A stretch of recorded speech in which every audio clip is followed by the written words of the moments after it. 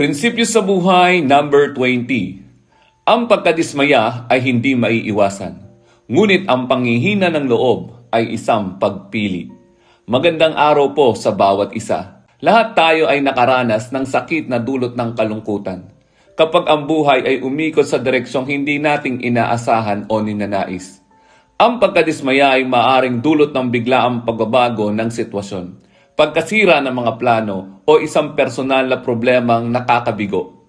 Kapag ang isang taong malapit sa iyo ay kumilos sa paraang ikinabigo mo, maaring maramdaman mo ang malalim na pagkalungkot. Halimbawa, kapag may humadlang sa iyong mga plano, maaring matukso kang gumanti o magalit. Ano man ang pinagmulan ng iyong pagkadismaya, ang dating pangarap na pinanghawakan mo ay tila gumuho. At dahil napakahirap timbangin ang sariling damdamin, hindi mo agad alam kung paano tutugon. Ganyan ang maaaring naramdaman ni Jose, ang karpenterong taga Nazaret na nakatakdang pakasalan ang makadiyos na dalagang si Maria. Tulad ng ibang lalaking Hudyo, nasasabik siyang magkaroon ng asawa at bumuo ng pamilya. Ngunit dumating ang balita. Isipin ang bigat sa puso ni Jose nang malaman niyang nagdadalang tao si Maria, isang napakalaking dagok sa kanyang mga pangarap, sapagkat ayon sa kautusan, nararapat lamang siyang batuhin hanggang mamatay. Deuteronomy 22 verses 23 to 24. Hindi lamang sa kanya mawawala ang kanyang magiging asawa, kundi maaaring mamatay pa ito. Ang pagkadismaya ay tiyak na napakalalim. Sinasabi sa Matthew 1:19 na pinag-isipan ni Jose ang ibang hakbang marahil upang mabawasan ang bigat ng kanilang sitwasyon. Si Jose na kanyang asawa na isang taong matuwid at ayaw siyang mapahiya ay nagpasyang hiwalayan siya ng palihim.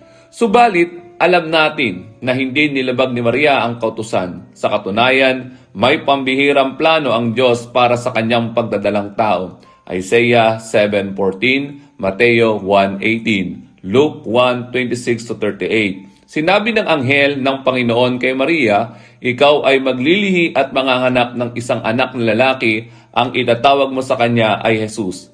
Siya'y magiging dakila at tatawaging anak ng kataas-taasan. Luke 1:31-32. At upang ipakita kay Jose ang tunay na plano ng Diyos, nagsugo rin ang Panginoon ng isang anghel upang ipaliwanag ito. Jose, anak ni David, huwag kang matakot na tanggapin si Maria bilang asawa mo, sapagkat ang kanyang dinadala ay mula sa Espiritu Santo. Siya'y manganganak ng isang anak na lalaki, at ang itatawag mo sa kanya ay Jesus, sapagkat ililigtas niya ang kanyang bayan mula sa kanilang mga kasalanan. Matthew 1 verses 20-21. Hindi pinayagan ni Jose na ang kanyang unang pagkadismaya ay mauwi sa panghihina ng loob. Sa halip, tinanggap niya ang kalooban ng Diyos, sumunod sa utos ng Panginoon, at dinala si Maria sa kanyang tahanan na bilang berhen hanggang sa isilang si Jesus.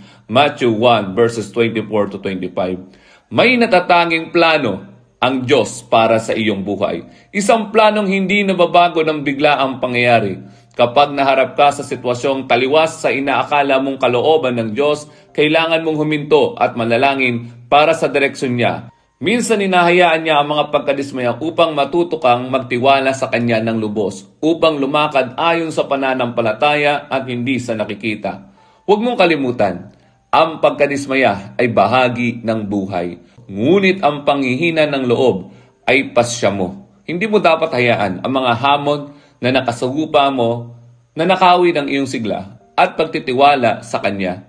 Sa mga pang-araw-araw na pagkadismayang sumusubok na ubusin ang iyong emosyon at ilayo ang iyong atensyon sa Panginoon, meron kang tunay na pag-asa at tunay na pagpipilian para sa kagalakan at masaganang pamumuhay kay Kristo. Hindi ka kontrolado ng iyong sitwasyon. Si Jesus ang kumokontrol sa iyong buhay. Hindi mo kailangan maging biktima ng iyong damdamin. Maaari mong piliing lumapit sa Diyos, makinig, matuto at magpatuloy. Habang ginagawa mo ito, ang mga sugat ng puso at peklat na dating pagkadismaya ay unti-unting gagaling sa mapagpala niyang pag-ibig. May mga pagpapalang nakalaan ng Diyos para sa iyo. Higit pa sa naiisip mo. Bitawan mo ang mga nakaraang pagkadismaya at ang takot na muling umasa o magtiwala. Ang iyong kinabukasan ay nasa kamay ng Diyos at hindi ka kailanman lugi kapag umaasa at nagtitiwala sa Kanyang plano.